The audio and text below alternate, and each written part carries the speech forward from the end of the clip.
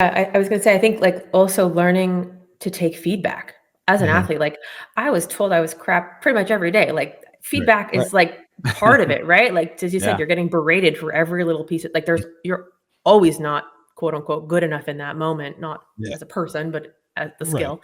Right. And I think that was something too that for me, I was like, I need feedback here. Like, tell me what's like, and even my leaders were like, I feel like I don't know how to give you so much feedback, right? And so I think it's also bringing this openness, this concept of candor, like to an environment where feedback is not personal, right? Feedback is to help you become a better professional or a marketer, or like I think that helping an organization see feedback in a different way, which is a really hard shift to make for most people.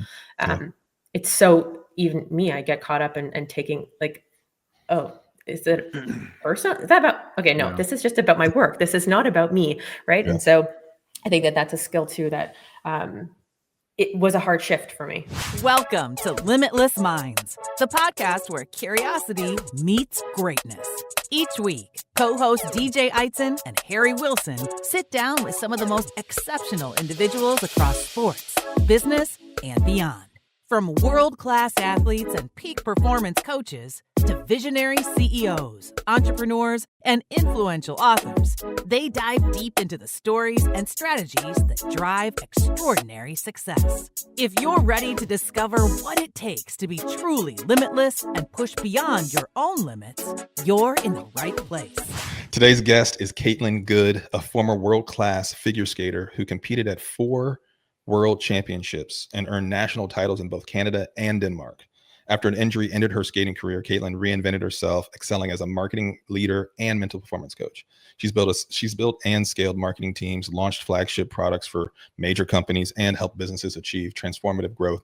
Now, she teaches mental performance skills to ambitious athletes and professionals, empowering them to conquer self-doubt and achieve their best. We're back with part 2 with Kate Good. In the first episode, we talked a little bit about, self-talk, visualization, reframing skills and capabilities. We talked about from success to really challenges and adversity with an injury that, ended your career. You had to make a choice, and then how that led you to today. Now, the cool thing that we know about you is that you've taken this like world champion background in sport and figure skating and brought that same mentality, that same attitude, the same approach to the business space. You're an elite marketer. You certainly now taken what you've learned in sport and brought it to the mental performance coaching space. Tell us a little bit about, that journey and that transition from figure skating to marketing. Let's start there. Well, thanks for having me back for round 2. So happy to be here. The transition from sport to business, there are so many parallels that I draw. And I think for me, I kind of lucked into it, to be honest. I was in a marketing class at the time, and essentially I don't know if you guys ever remember this in class, where you like have to give group presentations in front of the whole class. And it's like a terrible experience for most people. But for me, I had just retired from sport. And so I was like, a stage? Oh, I get to perform again? This is fantastic. So I don't even remember. I probably flailed my arms and maybe did a turn on my way up. But essentially in the back of the class was this girl named Allison. And she came up to me after and was like, you need to do case competitions. And I was like, what is that? I have no idea, but it still has the word competition, and that gets me fired up. So, okay. Which ended up being essentially you have students compete around the world on these business cases that a business would then sponsor, and to try to get an answer to a problem they're trying to solve. And on one of these, this business out of Montreal saw me present. They saw my strategy and essentially came up to me after, like, you need to work for us. And I was like, I have 2 years left of school. I have no idea what this means. They're like, we don't care. Come work for us. So I ended up putting my school on part-time and working full-time. And much to my dad's, my dad was a big corporate executive. And I'm like, I'm going to go join this startup that has 100 people and nobody knows the future of. And he's like, nothing is permanent.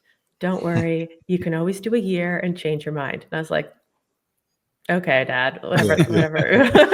But but it ended up being this like phenomenal growth story where 5 years later, I helped lead the marketing team through an IPO, and just this incredible experience of handling pressure in a totally different environment, which was sales targets and marketing targets and building a go-to-market team.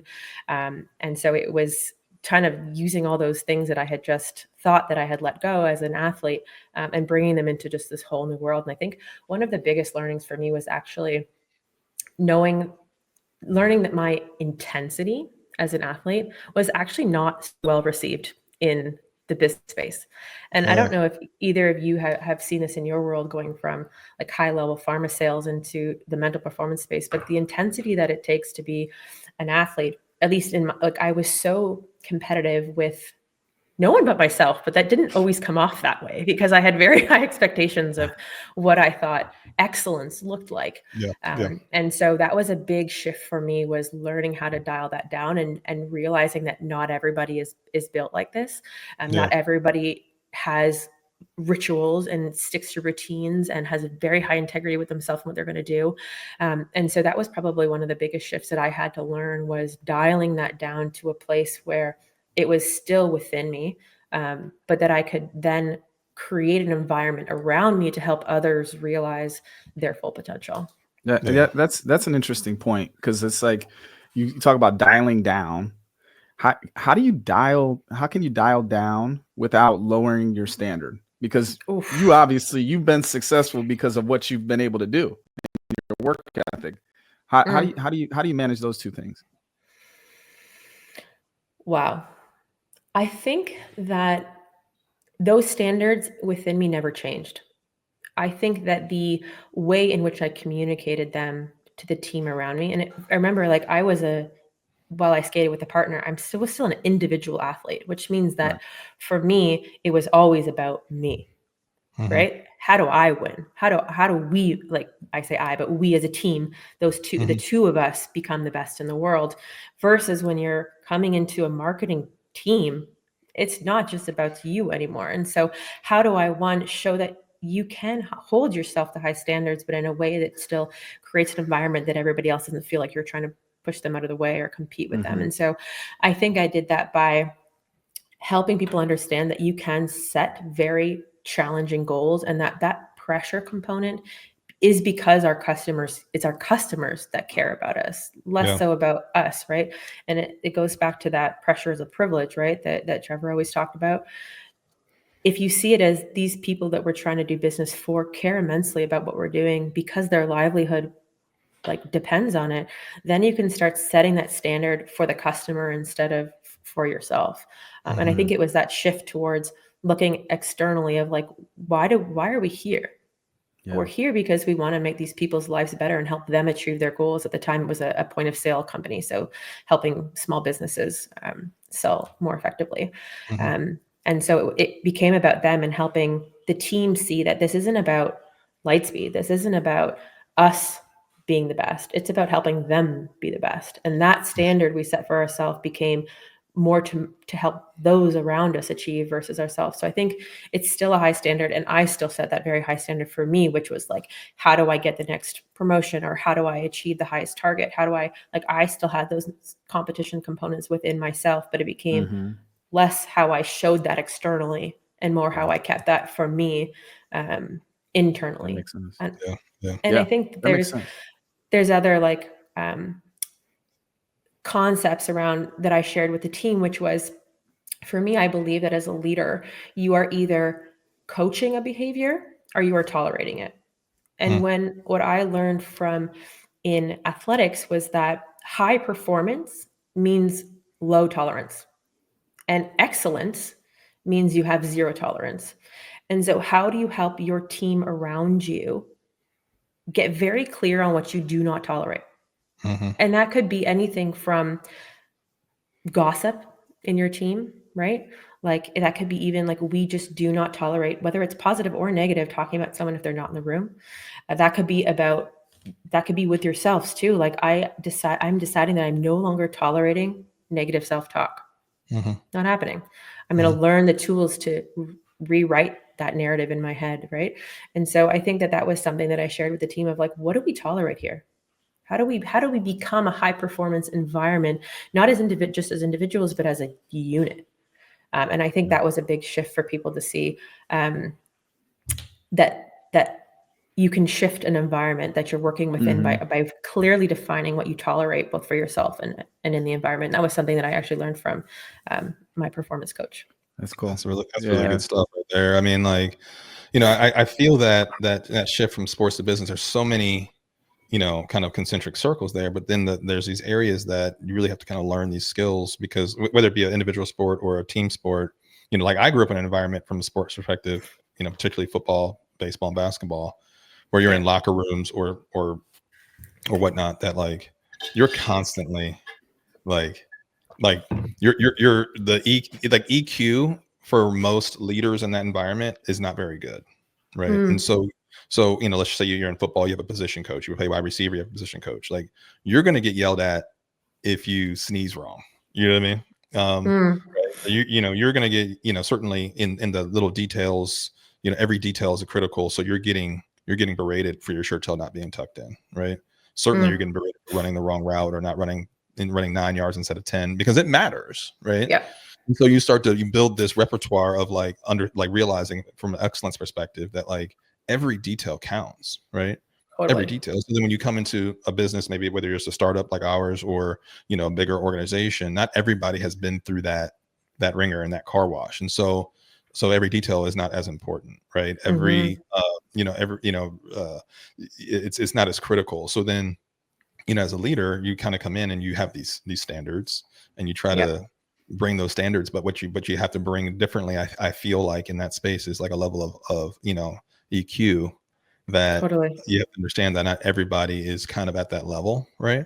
And certainly you carry your own biases and whatnot, and it's hard sometimes to tread that line of like bringing that standard, right? That drive for results and the empathy at the same time, And I think, I was going to say, I think like also learning to take feedback as an athlete. Like, I was told I was crap pretty much every day. Like, feedback is like part of it, right? Like, as you said, you're getting berated for every little piece of, like, you're always not quote unquote good enough in that moment, not as a person, but as the skill.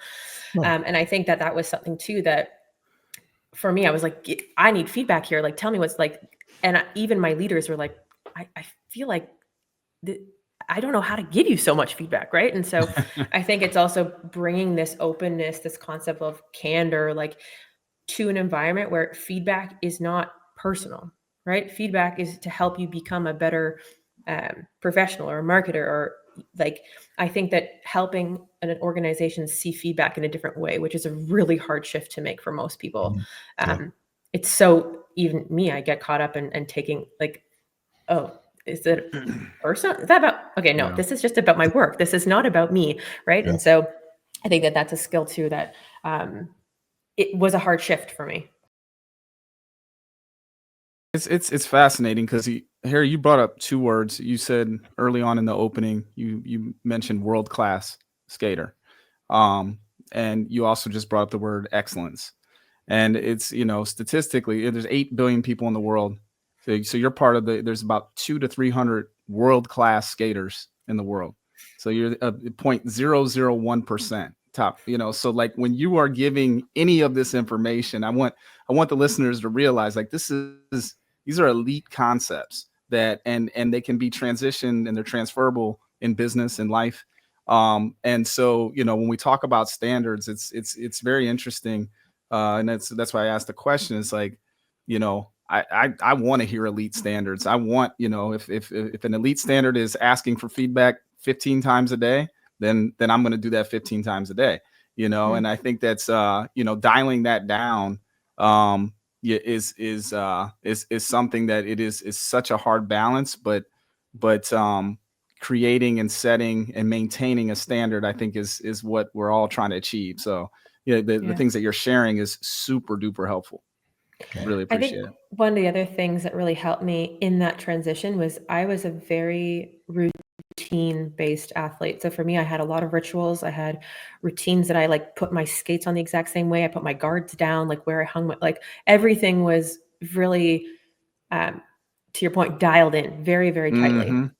And so one of the things that I think really helped me in that transition, and this could be applicable to when you're changing careers or when you're becoming or entering anything new, really is setting a routine or setting a new routine that serves your new role or where you are. I think that was something for me that I really, really stuck to. So instead of like putting my skates on correctly, like for me, I would like eat the same thing every morning or open my laptop in a certain way before that meeting. Or for me, one of the things that's always been important is my reset word. So like right before I went into a big meeting, I would use the same reset word that I would going on to the ice before I skated at World Championships. Because for me, it was the same level that dialed me back into focus and be present in that moment. So like, you're going to do great. That was my word. And that has always been it. Right. And so taking little things from the past for me was really important of resetting that routine and those small rituals that I had, like making my bed every morning. That's part of it. And, That's good. Hey, I got a question for you. For you. What's the difference to you between routine and superstition? Fine line. I would say I probably, as an athlete, really veered on the side of superstition. Like I wore the same socks every time I competed, like because they were my lucky socks, and if I forgot them, it was a big issue. But I think that for me, the routine helped me feel in as much control of it as I could. Superstition, I think, is more of a play with your subconscious, maybe. And I think that the two can work together. And I think that's okay. Again, like for me, that it became, so I used an alter ego when I competed. And for me, part of my like, I don't know if it was superstition, but part of the routine or part of the ritual to become that person was when I applied the lipstick is when that character came, right? Or my full self, my performer self came on. And so the line between superstition and ritual or routine, I think is very fine. But I think ultimately it doesn't really matter. I think it's about how you interpret that and the power that it gives you. And if you feel like putting your right earring on before your necklace and then the left earring, and that is the thing that works every time to make you be a top performer, do it. Lean into it. Why would you change it? Find the things that work for you. And there can be things also so I had this one necklace that every time I wore it, I fell. And I was like, okay, never wearing this again. Right. Even though I loved it. And so I think there are also pieces that you can change that. And then you can break those superstitions or break those routines and change them up to try something new. And so I think it's also about challenging those. So if you've reached a plateau, which I did at this job at one point, was like, okay, I need to relook at these routines because they're not serving me anymore. If my next goal is here, or my next thing, it may not even be at this company, is here, is this routine even serving me anymore? No. Or yes, right? And being open to adjusting those things and experimenting with what works for you. I will say though, sometimes if you are too dependent on those things, it can be very detrimental. So I worked with some athletes who like had to have 2 eggs. And if they didn't have these 2 eggs, it was like the end of the world. But when you compete internationally, sometimes they don't have eggs. And so what do you do? Right. So making sure that it's doesn't become something so that you become so fixated on that it can actually change the outcome of your performance based on whether or not you have it or not. So I think that, like, I was talking about this with a younger athlete the other day because he was talking about how superstitious he was. And he was talking about some of the things he was doing and why he was doing them. I'm like, well, those aren't superstitions. Those are routines. He was like, well, what do you mean what's the difference? And I hadn't really thought about the difference. When he asked, I was like scrambling in my brain to like come up with this like great response. And like me right now. Oh, yeah, like, it's because it's kind of one of those things. Because like all of us, whether you're a fan of a team and like you watch, hey, you got hey the whatever the Right, with Steelers, the right jacket. like Yeah. they play at 1 o'clock. Like I got to make sure I'm in the same seat. And it's almost, but like whatever. But obviously, as a fan, I have nothing to do with the outcome of this game, right? But Yeah. like, many of the super fans think that like, hey, we have to wear the same thing, have to eat the same thing because I want my team to win that I have nothing to do with, right? Yeah. That's superstition, right? But I think that for me, the difference between routine and superstition is kind of the intent behind it, right? Mm-hmm. So a superstition, typically the intent is I need to do this or I'm going to lose or a negative outcome is going to happen if I don't, Yeah. right? And so it's Yeah. almost like this cause and effect of like, if I don't do this, then like the outcome I'm going to get is not going to be the same.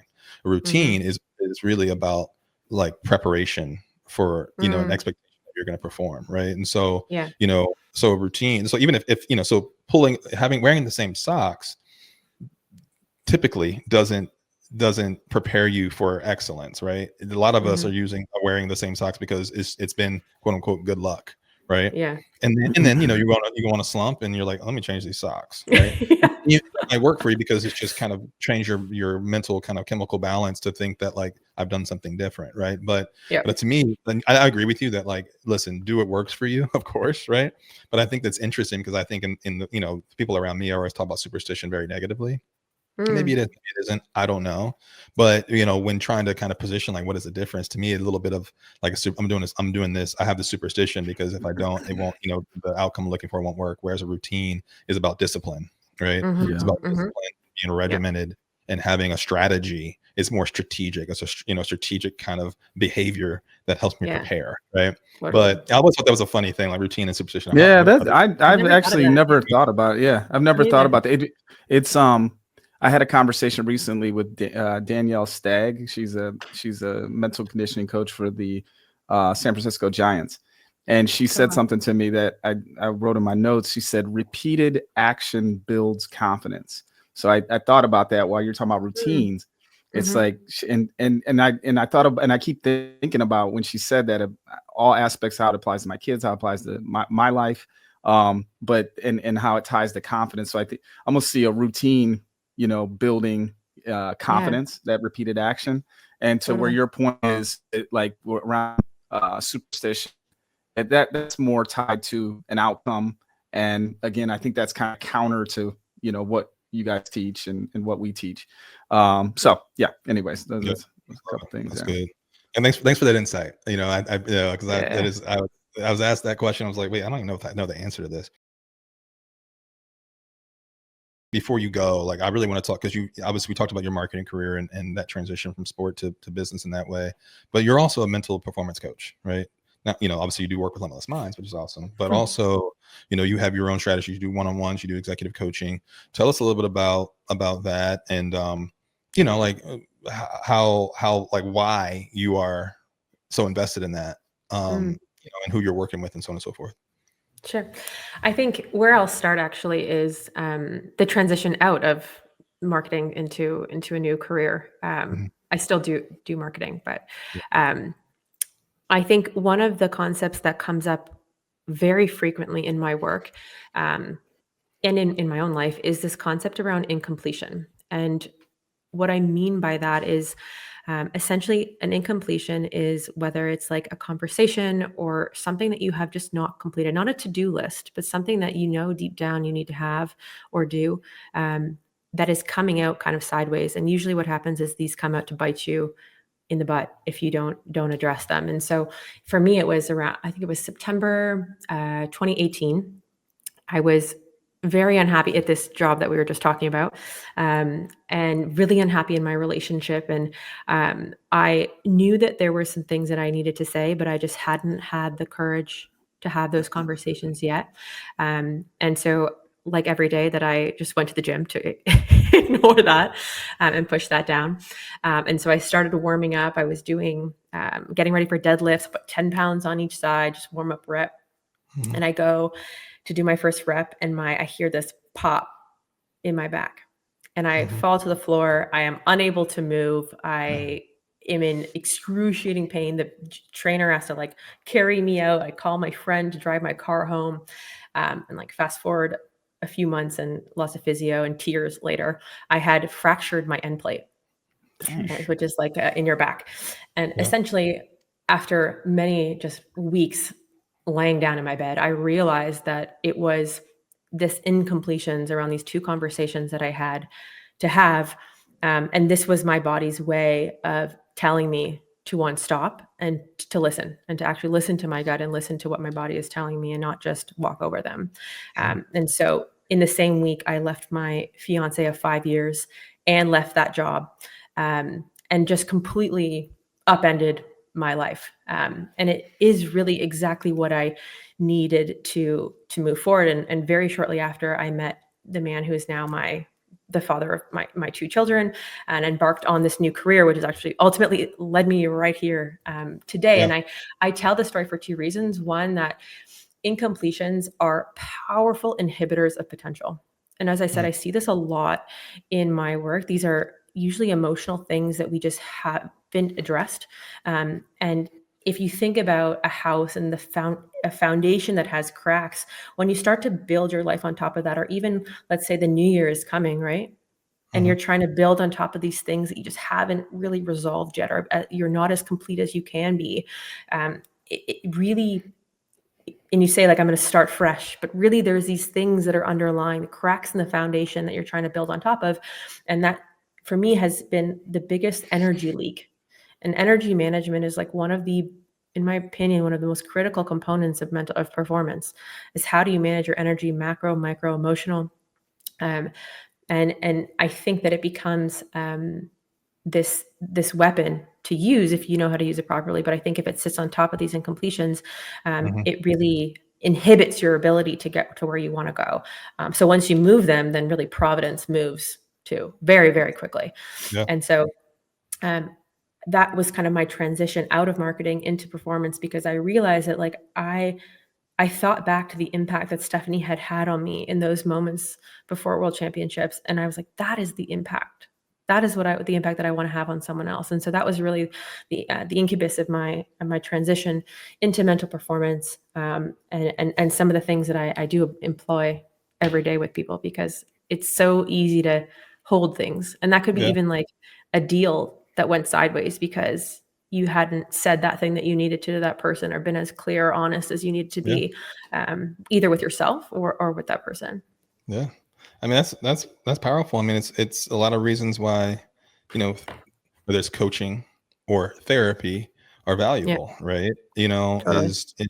Like I started, seeing a therapist about 2 years ago.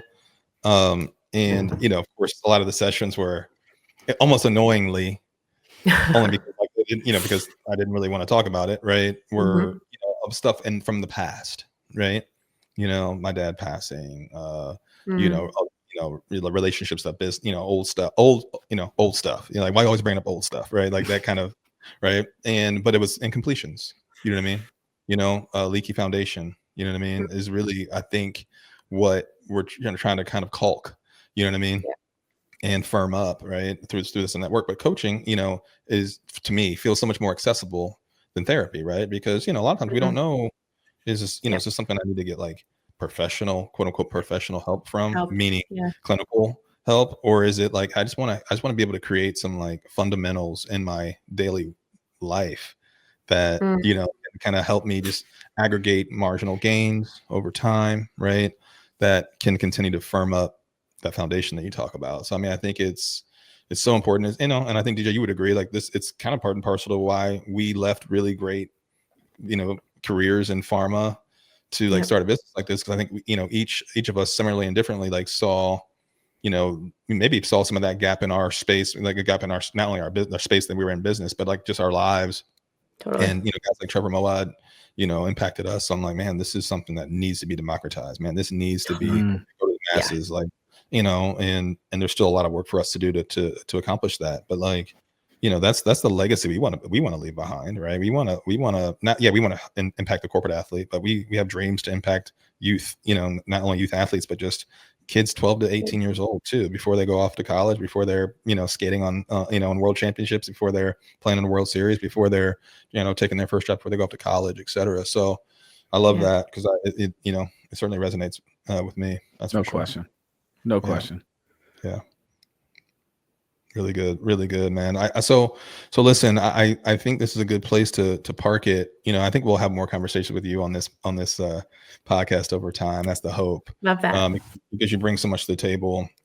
Obviously, you've been there, done that. You're proof in the pudding, being a world champion, but then also, that transition to a business career, and then the transition to mental performance coach. I mean, you're kind of the 360, picture of like what good looks like. So we're just really, excited to have you a part of our team, certainly a part of this, this series of podcasts. But before you leave, any kind of like, any little tidbits or actionable items you want to leave with the audience so they can take with them and as a parting gift. There you go.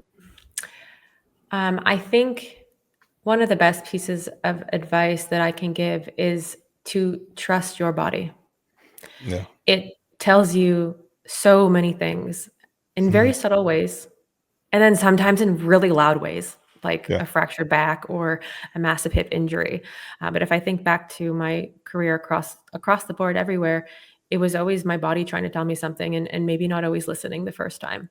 And so the concept also of where your body is showing pain really actually matters. So is it a back? For me, that meant support, maybe financial components. For hips, that's your emotional center, right? That's where you hold a lot of your emotional, I don't want to call it baggage, but emotional trauma is actually there. And so why is it that your knee is hurting? Why is that resistance showing up there for you? Or the other concept that I think is important to look at too is seeing resistance as tests. So you always have an exit path. You get to choose. Do you go, or is it a test? And so trusting your body to know when to get out, but also knowing that there are small tests that you will be given, and it's your choice to either keep going through them or take the exit road. Yeah. So those would be the two pieces. I love it. Great. And then lastly, where can people find you? We mentioned Instagram and LinkedIn. Are those the places? Where else are you that people can come find you? Yep, that's the best. LinkedIn, send me a direct message. Happy to connect. Here to support in any way that I can. Happy to do a visualization, as I said on the previous one, or any sort of. I might take you up on that. Yeah, I'd write you one. I will record it for you in my soft DJ voice.